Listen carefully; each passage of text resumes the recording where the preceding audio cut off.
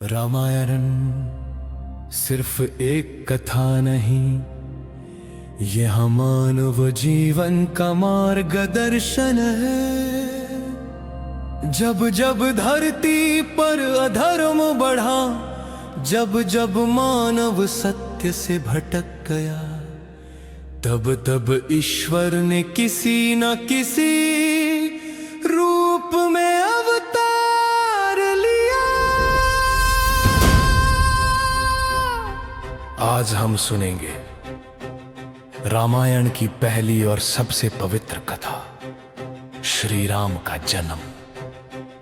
ये कथा केवल अयोध्या की नहीं, ये हर उस मनुष्य की है जो जीवन में सही और गलत के बीच संघर्ष करता है।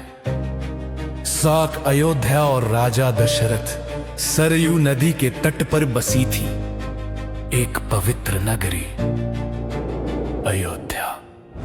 ये नगरी धर्म, सत्य और मर्यादा का प्रतीक थी। इसके राजा थे महाराज दशरथ। राजा दशरथ वीर थे, न्याय प्रिय थे, परंतु उनके हृदय में एक गहरा दुख था। उनके पास राज्य था, वैभव था, पर उत्तराधिकारी नहीं था। 3 रानियां थीं, कौशल्या, कैकेयी और सुमित्रा। पर वर्षों बीत जाने के बाद भी राजमहल सूना था। राजा दशरथ अंदर ही अंदर टूट चुके थे। पुत्र का मिष्टि यज्ञ ऋषियों की सलाह पर महाराज दशरथ ने पुत्र का मिष्टि यज्ञ कराने का निर्णय लिया। महर्षि ऋष्यशृंग ने यज्ञ का संचालन किया। अग्निदेव प्रसन्न हुए। यज्ञ की अग्नि से एक दिव्य पुरुष प्रकट हुआ, जिसके हाथ में था पायस से भरा स्वर्ण पात्र। उसने कहा, हे राजन, इस पायस को अपनी रानियों को दीजिए, आपको पुत्र रत्न की प्राप्ति होगी। राजा दशरथ की आंखों में आशा के आंसू छलक उठे। और 4 पुत्रों का जन्म कुछ समय पश्चात अयोध्या में मंगल घड़ी आई।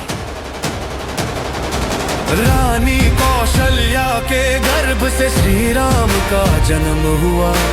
कैकेयी के गर्भ से भरत का जन्म हुआ। सुमित्रा के गर्भ से लक्ष्मण और शत्रुघ्न का जन्म हुआ। पूरी अयोध्या उत्सव में डूब गई। देवताओं ने पुष्प वर्षा की, नदियां बहने लगी, पवन मंद मंद चलने लगा। ये कोई सामान्य जन्म नहीं था, यह धर्म का अवतार था। यह श्री राम का स्वरूप और गुण बालक राम शांत थे, गंभीर थे, पर उनकी आंखों में अद्भुत तेज था। वे कभी क्रोधित नहीं होते थे, पर अधर्म सहन भी नहीं करते थे। वे बालक होकर भी मर्यादा जानते थे। श्री राम ने बचपन से ही सिखाया, बल से बड़ा संयम होता है। और जीवन शिक्षा अब जरा सोचिए। राजा दशरथ के पास सब कुछ था, फिर भी उन्हें धैर्य रखना पड़ा। इससे हमें क्या सीख मिलती है, जब जीवन में सब कुछ ठीक न लगे? तो समझ लीजिए, ईश्वर किसी बड़े परिवर्तन की तैयारी कर रहे हैं। श्री राम का जन्म ये सिखाता है कि धर्म कभी अचानक नहीं आता, वो तब प्रतीक्षा और विश्वास के बाद आता है। लेकिन अगर आज आपके जीवन में भी अंधकार है, तो यह मत सोचिए कि ईश्वर ने आपको छोड़ दिया है। शायद आपका समय भी अयोध्या जैसा ही है, शांत पर प्रतीक्षा में